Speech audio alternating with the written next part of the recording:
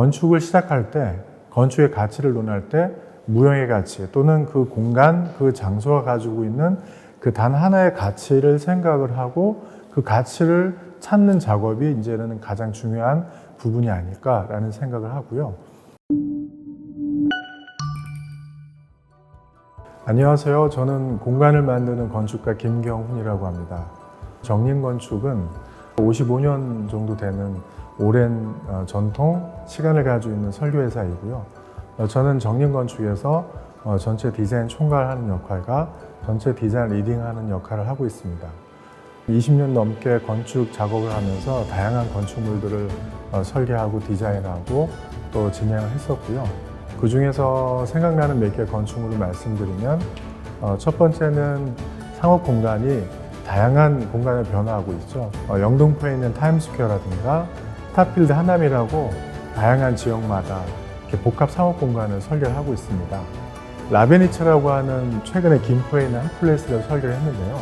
인공 수로를 1.8km 정도 만들어서 양쪽 수로변에 다양한 건축물을 만든 그런 프로젝트가 되겠습니다.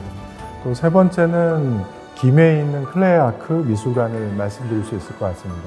가요나 이런 팝에도 보면 역주행을 하듯이 아주 오래전에 설계했던 건축물인데 최근에 다시 와서 이제 조명을 받고 있고 이 건축물이 작년에는 한국을 대표하는 건축물 베뉴에도 들어가는 그런 좋은 일이 있었습니다.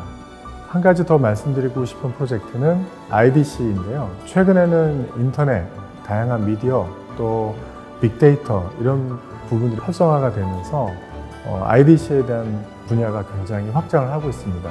네이버나 카카오에서도 이런 IDC가 다양하게 구축이 되고 있고 재미있는 부분은 이제 공간이 사람 중심이 아니라 기계 중심 또는 데이터 중심으로 변화한 부분들에 대해서 많은 변화하는 작업들을 하고 있습니다.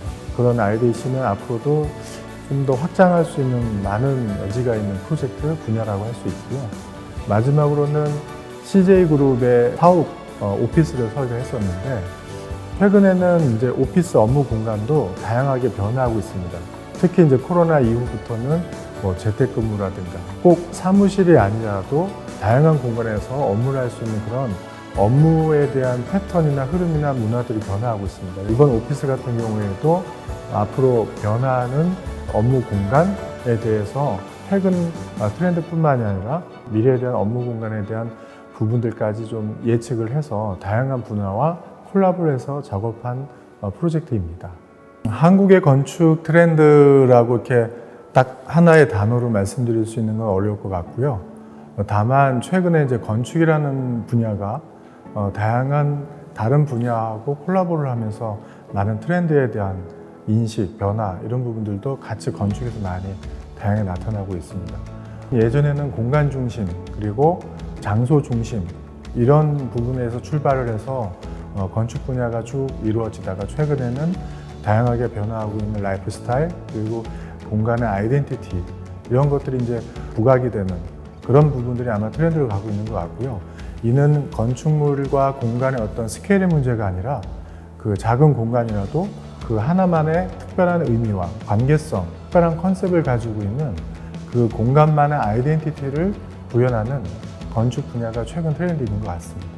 최근에는 이제 공간 브랜딩이라고 하죠. 건축 말고도 그 안에 담는 다양한 공간의 어떤 컨셉 그리고 그 안에 들어가는 다양한 컨텐츠 이런 것들이 다양하게 접목이 되면서 오히려 그 공간에 가지고 있는 아이덴티티를 좀 더 명확하고 또 구체화시키는 그러니까 토탈 디자인 솔루션이라고 해야 되겠죠. 그런 공간 브랜딩 부분이 최근 이제 가장 핫한 트렌드로 보고 있을 것 같고요. 재미있는 현상은 이제 건축뿐만이 아니라 다른 분야에서도 공간으로 넘어와서 이 공간에서 다양한 그런 행위들을 일어나는 그런 부분들도 많이 콜라보 작업이 이루어지는 것 같습니다.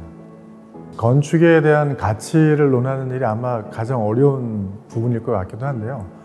기존까지의 건축은 형태, 공간, 그러니까 유형에 대한 가치를 이야기하고 논한 게 굉장히 많았습니다. 지금까지의 건축은 하나의 부의 척도라든가 소유의 척도, 유형의 가치로서 많이 평가가 됐었는데 제가 생각하는 건축의 가치는 무형의 가치가 더 중요하다고 생각합니다. 이 무형의 가치라는 것은 건축은 땅에서부터 시작을 하고 그 땅이 가지고 있는 특성, 장소성, 역사, 많은 부분들을 기반으로 출발합니다. 그 뜻은 건축물은 그곳에만 존재할 수 있는 이유가 필요한 거죠. 건축을 시작할 때, 건축의 가치를 논할 때 무형의 가치 또는 그 공간, 그 장소가 가지고 있는 그 단 하나의 가치를 생각을 하고 그 가치를 찾는 작업이 이제는 가장 중요한 부분이 아닐까라는 생각을 하고요. 많은 땅이 있고 많은 공간이 있겠지만 그런 부분들이 좀 더 균형을 가지고 다양한 공간의 가치를 갖는 부분이 앞으로는 중요하지 않을까 이런 생각을 합니다. 건축가로서 가지고 있는 철학이라고 하기에는 너무 좀 거창하고요. 건축에 대한 생각에 대한 부분을 좀 말씀을 드리면 제가 최근에 와서 이제 중요하다고 느끼게 생각하는 부분들은 관계성에 대한 부분인 것 같습니다. 결국에는 건축도 이제는 많은 역사를 거쳐서 무수히 많은 건축물이 생겨났고 또 그 시대에 따라서 또 그 시대가 지나고 나서 평가받는 부분들이 다양하게 일어나고 있습니다. 이 관계성에 대한 부분을 조금 더 구체적으로 말씀을 드리면 첫 번째는 사람과 사람에 대한 관계성을 공간을 통해서 어떻게 더 회복시키거나 아니면 더 좋은 관계 그런 부분을 어떻게 공간에서 건축가가 그 공간을 구현할 때 담을 수 있느냐 이런 부분들이 좀 중요하지 않나 싶고요. 사람과 공간에 대한 관계성일 수 있을 것 같습니다. 사람과 공간에 대한 관계성은 생애에 있어서 다양한 여행도 하고 다양한 장소도 가고 다양한 건축물도 보고 그러지 않습니까? 어떻게 보면 인생이라는 거는 사람과의 만남의 관계의 시간의 흐름일 수도 있고 우리가 찾는 다양한 공간에 대한 기억, 추억일 수도 있겠습니다. 우리가 어떤 공간을 가느냐 또 어떤 공간에서 어떠한 느낌과 어떠한 인식을 받았느냐에 따라서도 삶에서도 중요한 부분이라고 생각을 합니다. 그렇게 보면은 사람과 공간이 좀 더 좋은 관계성을 만들 수 있는 부분들을 건축가가 좀 더 찾는 부분이 더 멋있고 디자인이 잘하고 그런 부분들보다도 좀 더 궁극적인 부분에 있어서는 가장 중요한 작업이고 저뿐만이 아니라 최근에 다양한 건축가들이 그 건축가가 생각하는 자기만의 방법과 자기만의 디자인에 대한 생각으로 관계성에 대한 부분을 집중해서 작업을 하는 부분들이 많이 있는 것 같습니다. 저 또한 좋은 공간을 많이 만들고 싶고 또 그 공간에서 다양한 사람들이 자기의 꿈을 실현하고 사람과 또는 공간과의 좋은 관계를 만들 수 있는 그런 부분에 좀 더 집중을 해서 작업을 할 생각입니다. 건축에는 무수히 많은 거장의 건축가들과 지금 현재도 다양한 작업들을 하는 많은 건축가들이 있습니다.